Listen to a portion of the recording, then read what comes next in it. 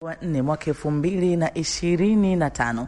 Mimi naitwa Veronica Franklin, kukaribisha sana katika siku njema ya leo, siku ya Jumanne, na tusogee mbele zaidi katika mkasa ambao tuko nao katika msimu huu, mkasa wa ndugu yetu anaitwa Daniela. Yes. Na haya ni maisha halisi ya kweli ambayo ndugu zetu wanapitia, wanayaleta kwetu na sisi tunaiwasilisha kwako kwa njia ya simulizi. Na kuna mahali jana tuliishia, niko hapa kukukumbusha zaidi. Jana tuliishia ndugu yetu Daniela akitueleza sasa hivi anaendelea vizuri baada ya kukutana na mtu huyu ambaye yeye amejitambulisha kwake wala sio mtumishi wa Mungu, wala sio mchungaji, na hata sio mganga wa kienyeji. Maswali yanakuwa ni mengi. Hiyo tiba anayoisema itanisaidia mimi ni tiba aina gani? Maana sisi tunafahamu katika jamii yetu tiba ziko hizo. Kama hutafanywa dua, basi utafanywa maombezi. Kama si maombezi, basi utaenda uko kuogua kwa waganga kienyeji. Nini hiki ambacho anakieleza Daniela? Anasema nimefanikiwa kuzungumza naye, lakini zaidi nimechukua hatua, nikampigia simu mamangu na akazungumza naye. Sasa hivi miadi ambayo amesema ya kwamba nimkutanishe na mama, ndio tulikuwa tumeishia maeneo haya. Karibu sana msikilizaji katika siku njema ya leo. Tusoge mbele zaidi, tusikie hiki ambacho ndugu yetu Daniela anatueleza zaidi. Karibu. Karibu pia wewe ambao unatufuatilia kupitia YouTube channel yetu ya EFM Tanzania. Asante. Na wewe ambao unatufuatilia kupitia radio yako hapo ulipo, ninakushukuru sana. Najua sasa hivi unanisikiliza hata ukiwa Mwanza, si ndio? Dodoma, si unanisikia? Yeah. Basi leo tusoge mbele zaidi. Ndugu yetu Daniela anatueleza haya. Daniela anasema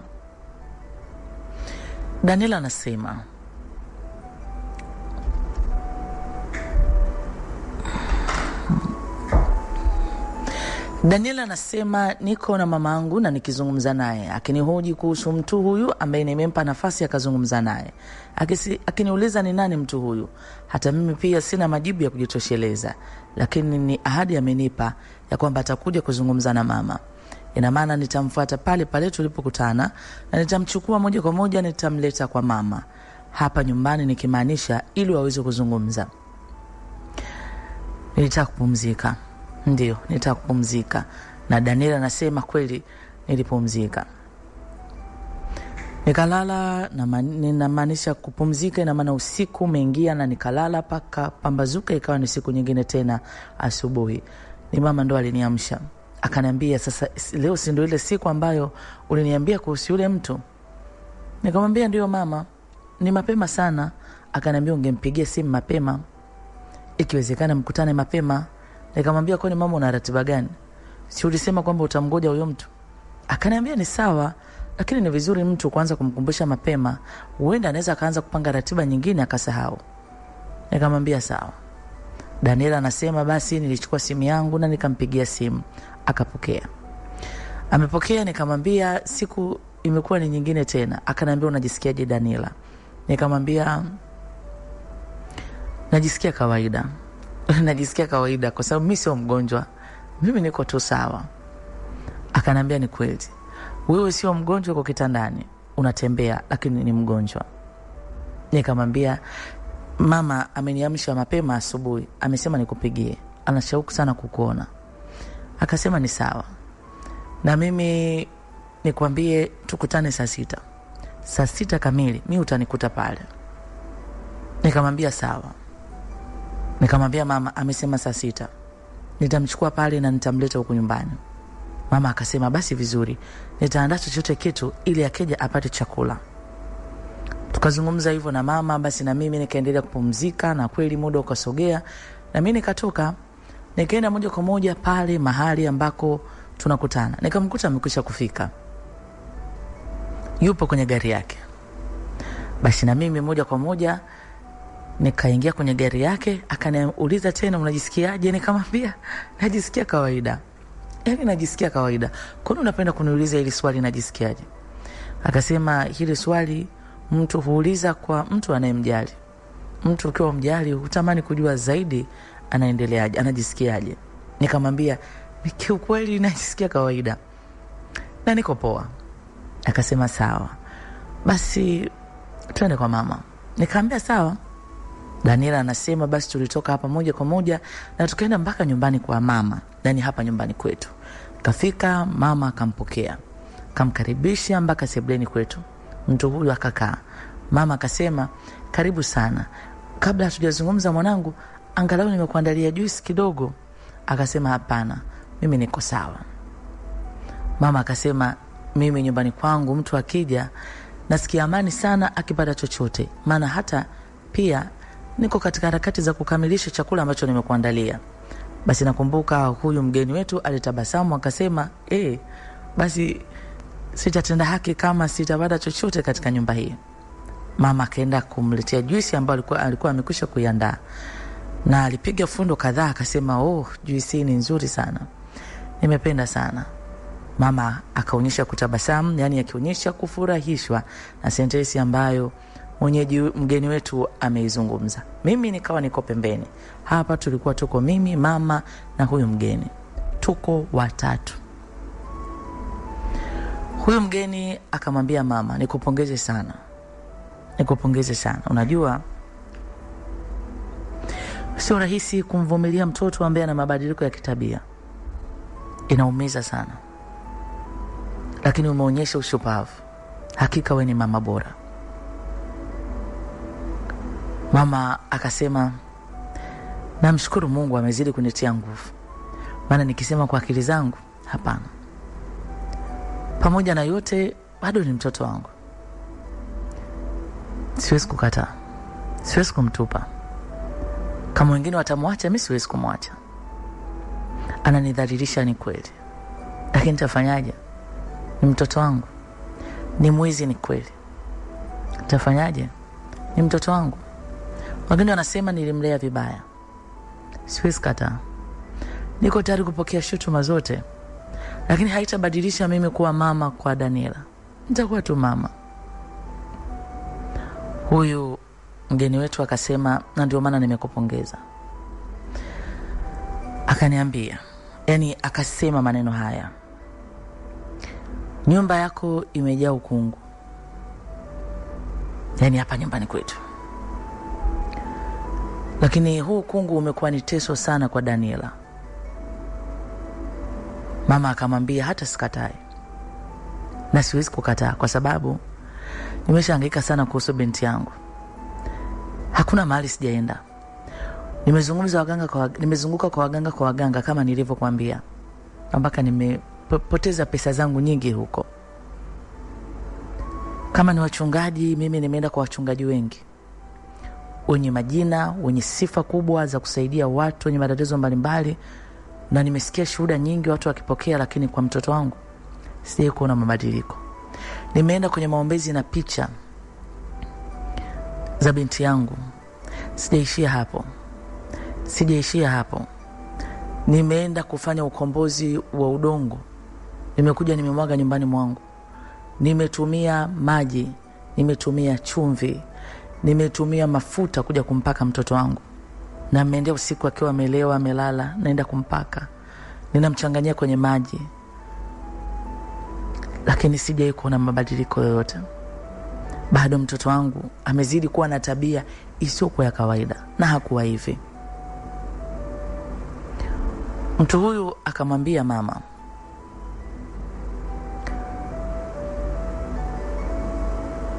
ulipata mtoto mwenye kukubadilishia maisha wewe na familia yako. Hii ilikuwa ni nyota ya familia. Yani huyu Daniela unayemuona hapa mlevi, huyu Daniela unayemuona hapa mwizi, muhuni, mvuta bangi, amejichora matatu, amejitoboa vipini kila eneo kwenye mwili wake. Huyu hapa Daniela ndio ilikuwa nyota ya familia. Wachawi waliona nyota ya huyu mtoto. Hakuna changamoto zote mama ulishawahi kuzipitia kuhusu huyu mtoto hata akiwa mdogo? Mama akasema, nachokumbuka nilipata changamoto sana kujifungua huyu mtoto. Ilikuwa ni vita kubwa sana. Lakini Mungu alinipigania. Nikatoka salama. Mimi pamoja na mtoto. Lakini alikuja kuumwa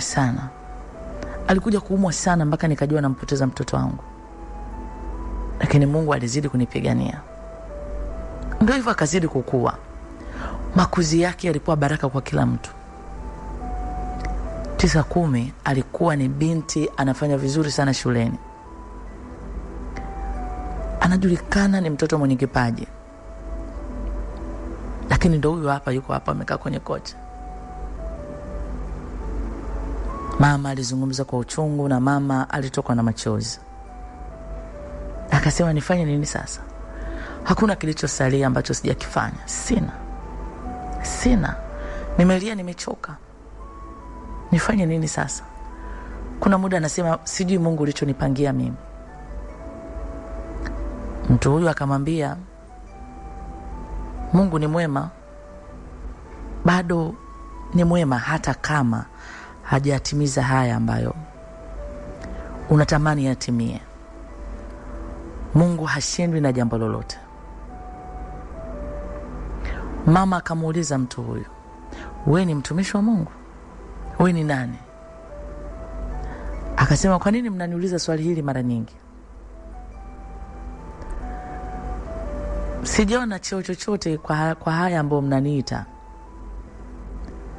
Mimi ni mtu tu, lakini Mungu amenipa vipawa na uwezo wa kuona mambo. Mimi huona mtu mbaya nikikutana naye. Naweza nikamuona mtu mbaya. Naweza nikaviona vitu ambavyo watu wengine hawaoni. Sio kwamba naagua, mimi siagui, lakini Mungu amenipa hiyo kitu.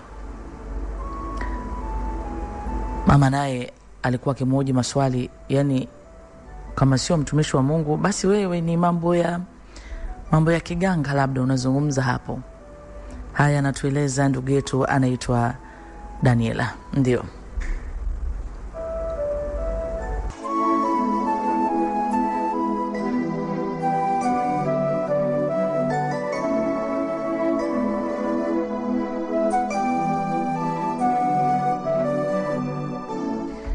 Ndio. Tunazidi kusikia mengi na tunazidi kusonga mbele, msikilizaji, tukisikia haya. Ndugu yetu anaitwa Daniela akaendelea kushia pamoja nasi. Daniela anaamini yeye amepita huko, lakini anaamini wako wapendwa mbalimbali ambao wako na wapendwa wao wako kwenye hali kama hiyo. Na pengine hata wewe unasikiliza uko kwenye hali kama hiyo. Na imekuwa ni teso kwako. Kuna vitu unatamani kuacha lakini unashindwa. Na unafeel kabisa iko nguvu ndani yako inakupeleka kufanya hayo. Unajikuta unapenda kujihusisha zaidi na mahusiano. Yani wewe unaona lugha nzuri tunasema, unajikuta hata unajiingiza kwenye ukahaba. Ukijiuliza unatafuta nini, labda unakosa kitu fulani, lakini unajikuta tu na unapenda usimame barabarani uuze mwili wako. Watu wanakuuliza, je, tukikupa kiasi fulani cha fedha kikakusaidia kwa ajili ya mtaji, unaweza ukaacha hivyo? Unasema ndio. Hata ukipewa pesa nyingi, lakini bado utasema hapana, lazima nirudi kule, lazima nirudi. Kuna muda unatamani kuzuia hiyo hali, siwezi, unarudi. Wengine wako wanateswa na madawa ya kulevya, wengine wanateswa na pombe, wengine wanateswa na mazingira tofauti ambayo ndugu wameshapambana, marafiki wamepambana, wewe mwenyewe pia unajipambania, lakini unaona hutoki. Heshima yako sasa hivi imepotea. Watu walishakuita wewe mwizi, ulikuwa na nafasi fulani, wengine walikuwa na taaluma fulani hadi wanafanya kazi, mara ghafla hiyo hali ikawatokea. Ghafla hiyo hali ikakutokea. Ukajikuta ndo kila kitu kimeshabadilika. Daniela anasema mimi nimebadilika sana. Sijui wewe umebadilika kwa kiwango gani. Nimebadilika, sifai. Yani sifai, hakuna anayenitaka. Nikizungumza hakuna anayenitaka na maanisha hakuna mtu anayenitaka. Aliyesalia ni mama yangu tu. Hata baba yangu mzazi mimi, kuna maneno amekuwa akisema aende akafie huko. Yani ina maana imefika mwisho. Maana kuna nyakati nafanya mambo ambayo yanaudhi viwango vikubwa. Anafanya makusudi huyu ni shetani kabisa huyu. Lakini nimesalia na mama tu.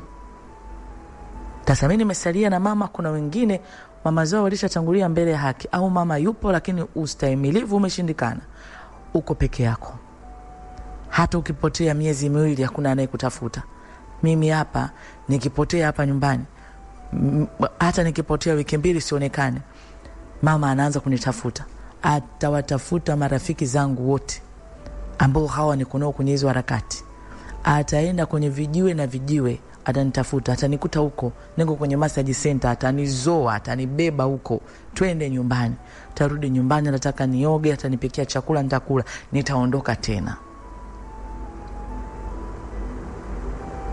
Daniela anasema mama akati anazungumza na mtu huyu analeka uchungu. Najua machozi yamekuwa ni sehemu kwa mama, akiomboleza kwa ajili yangu. Maana alijua kuna mahali nitakuwa mtu fulani, lakini haijawa kwangu. Niko na hii hali ni miaka na miaka imesogea. Wale wenzangu ambao nilitakiwa niwe nao level moja, hata sasa walishamaliza vyuo, wameshakuwa na familia. Wengine wameshajishughulisha na biashara, lakini mimi sina chochote. Daniela anasema mtu huyu alimwambia mama, unajua kuna mtu mahali yuko hawezi kujitoa mwenyewe. Ni sawasawa mtu aliyedumbukizwa katika shimo lenye tope zito. Mtu akamwambia, wewe jitoe hapo ulipo. Hawezi mtu huyo kujitoa. Mtu huyo anahitaji mtu au watu wa kumshika mkono, wamnyanyue ili wamtoe kwenye lile tope. Watu kama Daniela wanahitaji watu wa kuwashika mkono, wanyanyue watoe kwenye lile tope. Mama akasema, na ndio maana siku zote niko pamoja na yeye. Moyo wangu umejaa kuhusu mwanangu, na watoto wengine wamekuwa tu ni wazuri, lakini moyo wangu uko kwa mwanangu Daniela. Akasema ni sawa. Narudia tena, usimkatie tamaa. Najua umekuwa na bidii na bado unatakiwa kuendelea kuwa na bidii. Mama akamwambia, nisaidie. Mimi nisikuhoji maswali mengi. Uwe ni mganga, uwe ni shehe, uwe ni mchungaji. Mimi usiniambie chochote. Hata ukiamua usiniambie, na sitaki hata uniambie pia. Lakini nisaidie mwanangu akae sawa. Nisaidie. Mimi hapa nateseka, nisaidie. Mama hamjui mtu huyu. Mimi ndo nimemleta. Mama alikuwa amekaa kwenye kochi. Alishuka pale akatambaa mpaka kwa yule mtu, akamshika miguu, akamwambia, mwanangu, unaweza kunisaidia kuhusu huyu mwanangu? Nisaidie babangu. Nisaidie. Iwe ni kwa uchawi, nisaidie. Iwe ni kwa njia ya dua, nisaidie. Iwe ni kwa njia ya ibada ya maombi, nisaidie. Mimi niko tayari kwa vyovyote kwa ajili ya mwanangu. Yule mtu akamnyanyua mama, akamwambia, huna sababu ya kuniomba hivi. Mimi sina hata utukufu huo ambao unanipa. Mama, nikwambie namna ya kumtoa mtoto katika mazingira kama haya? Mama akasema ndio. Akamwambia, inuka, nenda kakae kwenye siti yako. Mama akaenda kukaa kwenye siti. Akamwambia, nazungumza hivi leo, kesho muondoe Daniela kwenye ya mazingira. Si unaona wewe hapa unakaa hapa, anaitwaje hapa? Mda Kitunda au Matembele ya pili. Ni Ubungo. Muondoe mtoto hapa. Kama una mtu unayemwamini yuko mbali, tapendekeza kama ikiwa nje ya mkoa kabisa, mpeleke huyo mtoto huko. Mama akasema, mbona hivyo ni vitu ambavyo mimi nimeshawahi kufanya? Nilishawahi kumchukua nikampeleka wapi? Mama akanasema alikonipeleka. Na ni kweli, mama alishawahi kunitoa hapa kanipeleka. Mama kwenye masomo yangu alishawahi kunichukua na nikawa sirudi kabisa hapa nyumbani. Yaani mimi nikiwa likizo naenda kwa ndugu zangu. Na huko kwa ndugu zangu ndio ambako niliota kama ndoto. Hali ilinitokea ndoto, lakini pia nilihisi kama kuna kitu kinaingia kwangu kwa nguvu. Yani sio habari za kusema kwamba sisikii, nilisikia kitu kinaniingia ni kama cha mwilini. Kwa tafsiri nyingine unaweza kuwaza sio ni kichome kimekuja kwa ghafla, lakini mimi nilifeel kabisa pap, yani kama kuna kitu kimenivamia, kimeniingia. Nilikuwa niko kwa ndugu zangu. Mama ishafanya, ndio anamwambia mimi nilishafanya. Akamwambia umefanya kipindi chote, nataka ufanye safari hii. Watu wenzio wanataka kumuua huyu mtoto. Na watamuua. Utamzika huyu mtoto. Mtoe hapa, mpeleke mbali. Mama akamwambia baada ya hapo nafanya nini? Akamwambia baada ya hapo mimi nitakuelekeza nini cha kufanya. Sasa unajua mama ameshahangaika sana. Na hivi mambo sio nini kuja kufikiza kufanyaje, yani mama aishafanya mengi. Mama akamwambia mbona unaniambia kitu ambacho tayari nilishakifanya? Unadhani mimi mama ambaye moyo wangu umekuwa na majeraha, nimejaribu vitu vingi, naweza nikapokea hicho kitu? Na isitoshe sasa hivi mimi sina pesa. Nitampeleka mtoto huko, angalia mtoto anavyosumbua. Ina maana mimi inabidi niache kila kitu niende na mtoto. Akasema wewe uliniambiaje hapa? Uliniambia uko tayari kufanya chochote kwa ajili ya mtoto wako. Ondoka na mtoto wako, nenda kamwangalie wewe mwenyewe. Nataka nikwambie hatua kubwa ya mtoto kupona ni kumtoa kwenye mazingira. Haya mazingira ni mabaya kwa mtoto wako. Mabaya zaidi. Hata kama kuna mengi yanaweza kufanyika kwa huyo mtoto, hayo mahangaiko yako yote uliyowahi kuyafanya, sio kwamba kuna mengine hayakuwa na majibu sahihi kwa huyo mtoto. Mengine alikuwa na majibu sahihi, lakini alirejea kwenye malango yale ambayo huyo mtoto ndo wamemfanyia vitu vyao. Huyo mtu alimwambia mama, ngoja nikwambie, kazi za uovu, kazi za yule ibilisi zinavyofanya kazi. Mimi nitatoka hapa nikiwa niko kwenye hali ambayo nimefanyiwa kitu kibaya. Nitaka kwenda huko, nitafanyiwa ni dua, ni ibada, nitafanyiwa. Halafu nitakuwa niko sawa. Kama nilikuwa na hali ya kutokuwa na utulivu, nitapata utulivu, nitarejea.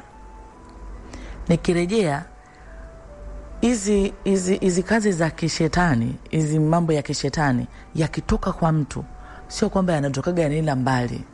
Hapana, yanakuwa yako around na huyo mtu. Kwa hiyo yanatafuta mlango, yatarudi. Kwa hiyo unakuta mtoto ametulia siku 2 siku 3, mbona amerejea kwenye hali ya kawaida. Kwa hiyo ili hali ya kupona kuendelee, kwa sababu kupona sio papa inatokea, ni process. Mtoe hapa. Mama akasimama akasema nilijua kuna habari mpya, niwe muwazi. Mwanangu alivyonieleza tulivyoongea, nilijua kuna habari mpya. Nashukuru kwa ushauri, nashukuru sana. Mama ndivyo alimwambia huyo mgeni. Nashukuru sana. Mama alitazamia huyo mtu aseme kuna kivuli na kitoa, na nakitoa pop, kimeondoka, mwanao amepona, hana shida hiyo tena. Mambo anaanza kumwambia, kumzungusha kama alivyokuwa anamzungusha anazunguka siku zote. Anataka kusikia hayo, hataki kusikia hayo. Huyo mtu akamwambia, mama unanifahamu mimi? Mama akamwambia, si ndio nimekufahamu. Yaani unahisi kwa nini nimekuja mpaka nyumbani kwako? Akasema, sasa si mmekutana nyinyi na mwanangu massage center huko? Akamwambia, kwa hiyo kama tumekusana massage center, kwa hiyo unaweza nikawa sina hoja kuzungumza kwa ajili ya mtoto wako? Ungesikiliza hata nachokushauri umejaribu mara nyingi, ungefanya hata kwa ajili yangu. Huyu mtu alisimama na akatoa pesa kwenye wallet yake. Akaambia, umezungumza kuhusu huna pesa, mama mimi nakupa hii pesa, na ukikwama chochote niambie. Mimi na mzigo na huyu binti, nina mzigo. Mama akapewa hela, mama akapokea, akamwambia naomba ufanye hilo zoezi kwanza, kama ni kesho kutwa nifanye kwa haraka. Basi mtu huyu aliondoka na tukabaki na mama. Mama akaniambia, we Daniela umekuwaje? Kwa sababu huwezi amini, mimi katika mazungumzo yote yanazungumzwa, mimi nilikuwa nimenyamaza tu, nimetulia tu. Na sio kawaida yangu, my dear friend. Ulishasikia akili imetiwa ndimu, yani akili mimi imetiwa vitunguu swaumu umo, yani imetiwa pilipili, yani muda wote niko resi, macho yangu hayatulie. Sheko yana mtu macho hayatulie, yani anaangalia huko anageuka anaangalia huko, yani kama yani kama na kiwewe, muda wote ni kama na kiwewe. Yani muda wote ni kama na kiwewe. Ndio mimi hapa. Lakini nilikaa natulia tu.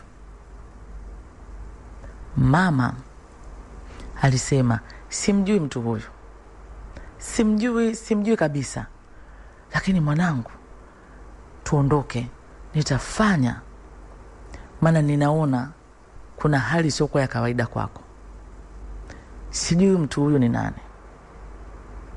Daniela anasema, nakumbuka sana siku ambayo tulipata nafasi ya kuzungumza na mtu huyu. Usiku nilipolala, Daniela anasema, niliota nyoka. Sio nyoka mmoja, niliota majoka. Oh my God. Niliota majoka makubwa. Daniela anasema, haya majoka yalikuwa yako hai. Yani yako hai, yanatembea majoka, yani yanazunguka mavichwa yake, mimi ndo naota hiyo ndoto. Daniela anasema, sasa niko mimi nimesimama hivi, naona ya majoka, lakini nikawa nasikia kama nataka kutapika, yani kama kuna kitu nataka kutapika. Daniela anasema, ile hali ya kutapika naisikia kabisa, nikaanza kutapika. Daniela anasema, nimetapika, nashangaa, yani vile natapika natoa nyoka, yani kwenye mdomo wangu mimi natoa nyoka. Lakini hawa niliokuwa nawatoa ni vinyoka virefu vyembamba, vinyoka vyembamba. Ndo natapika, ni ndoto. Halafu napiga kelele, naanza kumvuta yule nyoka, ninamvuta, jamani, ni mdomoni, lakini ni ndoto. Daniela anasema, napiga kelele, natoa huyu nyoka, nikatoa nyoka, nimemvuta lakini haniachi, yani hivi natapika. Daniela anasema, mara ghafla nikamuona yule mtu, yani huyu kaka, akaja akamchukua yule nyoka, akamvuta kutoka kwenye kinywa changu, akamtupa. Daniela anasema, yule nyoka aliyetupwa yule akavimba, yani akavimba, akawa nyoka kama hao wengine mimi niliwaona. Idadi ya nyoka sijui, ni vichwa nilikuwa naona, ina maana ni wengi wamekusanyana. Nikajisikia tena kutapika, nikatapika tena nyoka mwingine, akanisaidia, akamtoa yule nyoka, akamtupa yule nyoka, akawa mkubwa. Nikawa nalia, nasema, ni kwa nini wao nyoka wanatoka wapi? Wote mtu unatapika nyoka, si ni kitu cha hatari sana na cha kuogopa. Kwa hiyo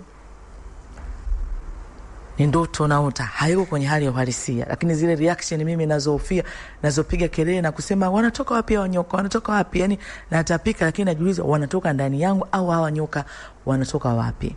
Haya anatueleza ndugu yetu mpendo wetu rafiki anaitwa Daniela katika siku njema ya leo. Msikilizaji, nitakupeleka mapumziko kwa dakika chache. Niko hapa mpaka saa 2 kamili, tusikie haya ndugu yetu anaitwa Daniela akiendelea kushare nasi. Ndio. Yes.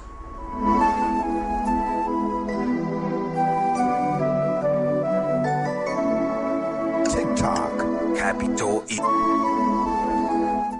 Yes, tupo sehemu ya mwisho ya ripoti ya leo katika siku njema ya leo. Msikilizaji, kumbuka ripoti ya leo inakujia kila siku ya Jumatatu mpaka siku ya Ijumaa kuanzia saa 1 mpaka saa 2 kamili usiku.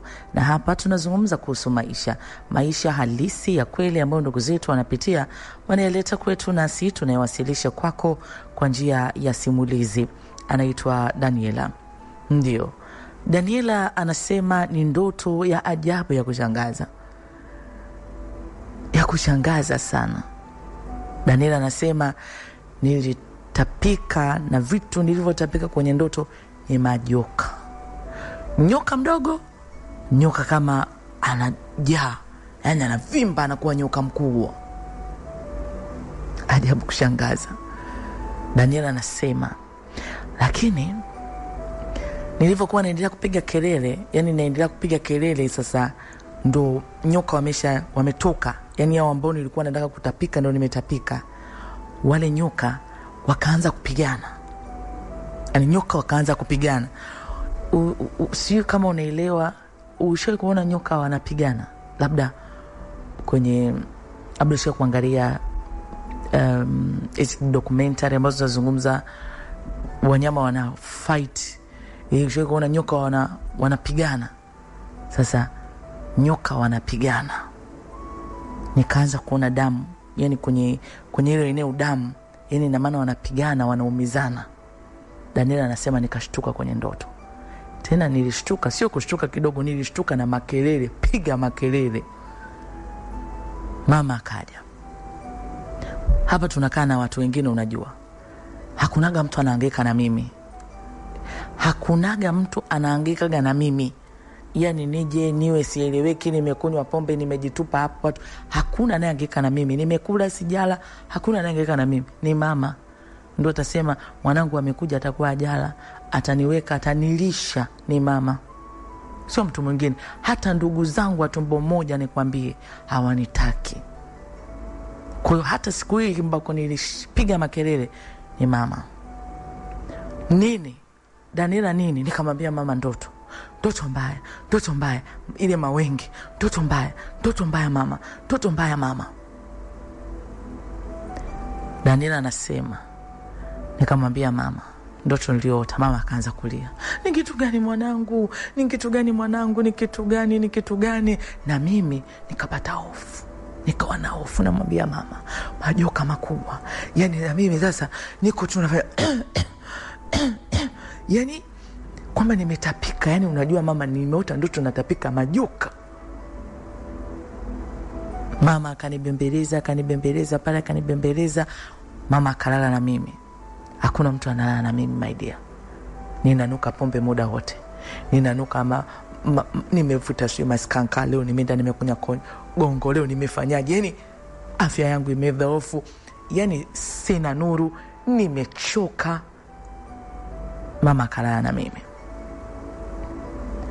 Nikapata hivi usingizi kidogo, nikashtuka, nikamwona mama. Mama akasema niko hapa mwanangu. Hapa niliposhtuka tena palikuwa bado hapajapambazuka, ikawa asubuhi kabisa. Daniela anasema basi nikawa namwambia mama nahisi kichwa kinauma. Akasema mwanangu, kwa sababu ulipiga kelele sana. Tukiwa tunazungumza na mama hapa, yani nilisikia kilio kama kile nilichokipiga mimi. Yani kilio nilichokipiga mimi ile nilivyoshtuka usingizini.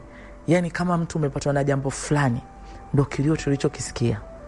Na sikusikia mimi peke yangu, kwa sababu mama naye alisema kuna nini. Tukasikia sio kilio kimoja, yani kwamba mtu mmoja, tukasikia mwingine anapiga kelele cha kilio. Daniela anasema nacho kuambia hiki kitu sio kama unaweza kanielewa. Tulitoka hapa na mama kwa sababu hicho kilio kilikuwa sio cha kawaida. Na kinatokea wapi? Ni kuna nini kimetokea kwanza? Na unajua usiku hivi panavyoenda kupambazuka kuna hali fulani ya kukuru, yani kunakuwa na utulivu, kwa hiyo sauti zinakuwa zinapenya sana. Daniela anasema ni kwa mama Ana. Ni kwa mama Ana. Kelele zinatokea kwa mama Ana. Mama akasema, kuna nini huko? Kuna kitu gani? Kuna kitu gani? Sasa tunaulizana hapo. Hao ndugu zangu wengine kabidi wakimbilie kule. Kumbuka mama aliweka ukuta. Yani na aliweka ukuta mrefu, yani hataki kumuona na hataki, yani anachokifanya asimuone hataki. Kwa hiyo ndugu zangu wakazunguka hivi, kuna nini? Daniela anasema, tunakuja kuambiwa mtoto wa huyu mama, mmoja kati ya watoto wa huyu mama amefariki. Jamani, tuko hapa. Unajua mimi niko hapa. Na kuna ndugu yangu mmoja alimuuliza mama, huyu Daniela amekwaje? Vipi? Mmempatia dawa gani? Mbona amekuwa anatulia hivi? Ana shida gani? Kwa sababu waga siko hivyo. Yani siko hivyo. Unasema? Mama aliuliza, unasemaje? Akasema mtoto wake amehangaika usiku, Anasema amehangaika mpaka amekata roho. Wewe, mama yuko, usiniambie. Yuko Ndiyo. Jamani ni msiba. Jamani msiba. Majirani, watu wanaenda. Mama akasema tunaondoka leo mwanangu, tunaondoka leo. Tukakusanya nguo, mama akanikusanyia nguo. Hapo ninasikia kichwa kinaniuma, yani kichwa kinaniuma hatari. Nimepewa dawa za maumivu. Siwezi kuzitaja aina za dawa za maumivu, zile zenyewe ukinywa hizo unatakiwa utulie. Nilipewa hizo dawa, yani kwamba kunywa hii kitu kinatulia. Kichwa hakikutulia. Daniela anasema, ushe kuumwa kichwa mpaka unalia? Ushe kuumwa kichwa huwezi kukaa unaanza kutembea tu? Ndio kichwa nilichokuwa naumwa mimi. Ninaumwa kichwa na hisi kinataka kupasuka. Mama alimpigia simu yule mtu, hapatikani kwenye simu. Piga ile namba, hapatikani kwenye simu. Mama akaniambia, hauwezi kupata namba yake nyingine? Huwezi kupata namba yake nyingine? Kwa nini usimtafute yule mtu ambaye kule aliwahi kuja akakukuta kule, mpigie yule, pengine anaweza kana namba zake nyingine. Niko naumwa hatari. Tukapiga simu kule. Mama ndo akaongea naye, nini kuna mteja mmoja alikujaga na majina yake, akasema unaweza kuwa na namba nyingine, kuna jambo hapa tutakushare naye. Akasema siwezi kutoa namba za wateja. Na mimi ndo nikaongea naye yule madam kule kwenye massage center. Nikamwambia ni mimi na shida na namba ya yule kaka. Mimi na namba inaishia fulani, nataka nyingine. Akasema wewe, mbona yule mimi sijai kumuona tena? Halafu yani sijui chochote. Yani mimi sijui, na sijai kuja, na hakuwahi kujaga hapa na hajai kurudi tena. Daniela anasema niliumwa kichwa mpaka nilipoteza fahamu. Na Daniela anasema wakati ninapoteza fahamu mimi hapa, Daniela anasema yani niliumwa kichwa mpaka mbele nikawa naona kama ukungu unajikusanya hivi. Unajikusanya. Yani mbele naona ukungu unajikusanya. Unajikusanya tena. Ndio hapo nilipopoteza fahamu. Daniela anasema mimi nimekuja kushtuka. Niko kwenye nyumba. Naangalia namkuta mama. Mama ananiambia unajisikiaje mwanangu? Unajisikiaje? Nikamwambia mama, hapa tuko wapi? Mama akaniambia tulia. Nikamwambia hapa tuko wapi? Hapo nimekasirika sasa. Tuko wapi? Niambie, nikikuuliza nataka unijibu. Tuko wapi? Akaniambia mwanangu, si niko hapa na wewe, nimekwambia tulia. Lakini bado nikawa nasikia maumivu ya kichwa makali sana. Daniela anasema Mama amenileta kwa mganga wa kienyeji. Yaani niko hapa nimeletwa kwa mganga wa kienyeji. Mama ananiambia, mwanangu, nilijua unaondoka. Nilijua unaondoka mwanangu. Nilijua unaondoka. Sasa mimi namwambia, nini kimetokea? Akaniambia, mwanangu, unajua leo hii ni siku ya 3 ndio unaamka. Nikamwambia, mimi. Akasema, yeye mwanangu. Sasa alinileta kwa mganga ni mama. Akasema, ulikuwa kuondoka wewe. Ulikuwa kuondoka. Sema mizimu yako mizuri, ulikuwa kuondoka wewe. Mizimu yako imezuia hiyo kitu. Yaani mizimu ya kwangu. Ina maana mizimu iko ya kwetu huko. Kwamba nilikuwa natakiwa kuondoka. Lakini imeshindikana. Nikaanza kufanywa dawa. Nikafanywa dawa. Lakini nasikia maumivu ya kichwa. Nikafanywa dawa. Naona maumivu makali. Mama alikuwa amekuja na ndugu zake hapo, wengine wakasema tumpeleke mtoto hospitali. Mama Daniela, hali ya mtoto sio nzuri. Hatuwezi tukakaa tu tukao tunaamini hivi vitu. Tumpeleke hospitali. Mama anasema hapana, tukienda hospitali huyu mtoto nitampoteza. Sasa mama kwa sababu ameshahangaika sana. Yaani imefika kipindi yeye ameshajikita sana kwenye mambo ya waganga huko. Maana kashahangaika sana. Kwa hiyo huyu naona ndio mtu ambaye anamwambiaga vitu sivyo vinatokea, nini ambacho yeye anamwamini. Kwa akazuia kwamba hakuna. Hapa. Na yule mama anasema, mimi sijua hii kazi. Kuna mtu alitakiwa afe.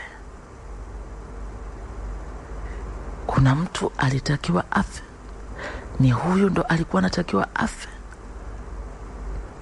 Na wamepambana masaa 24 wanapambana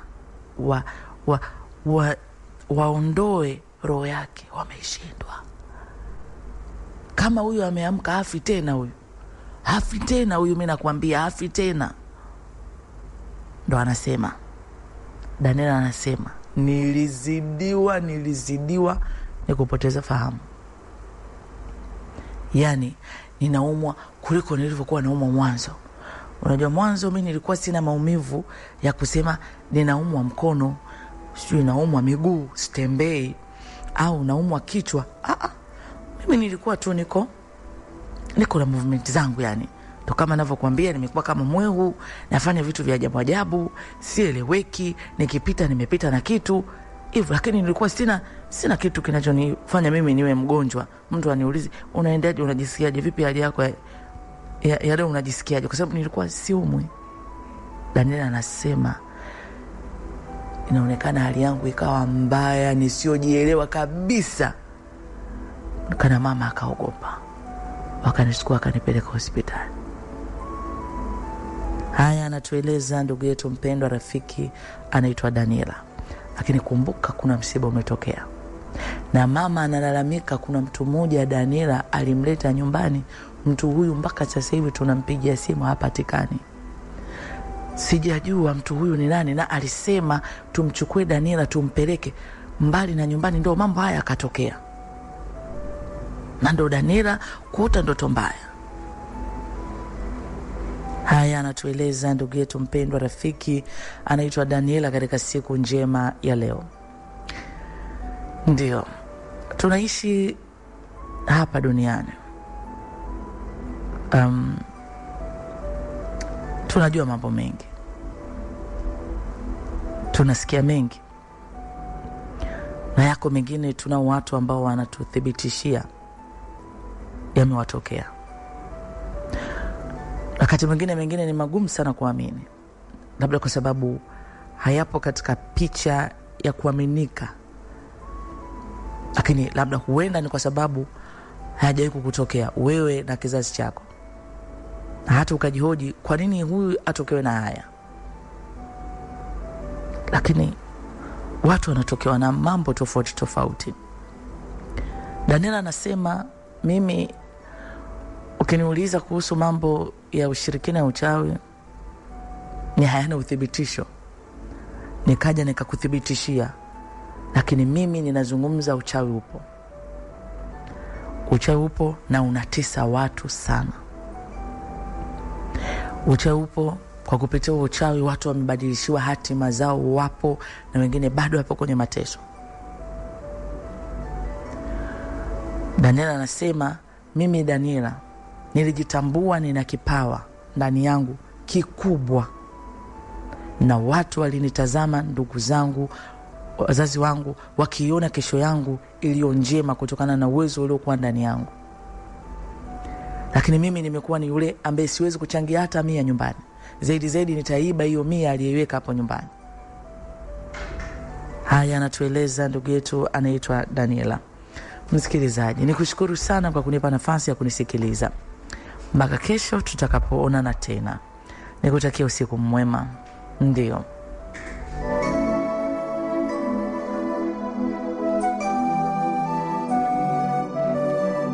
TikTok.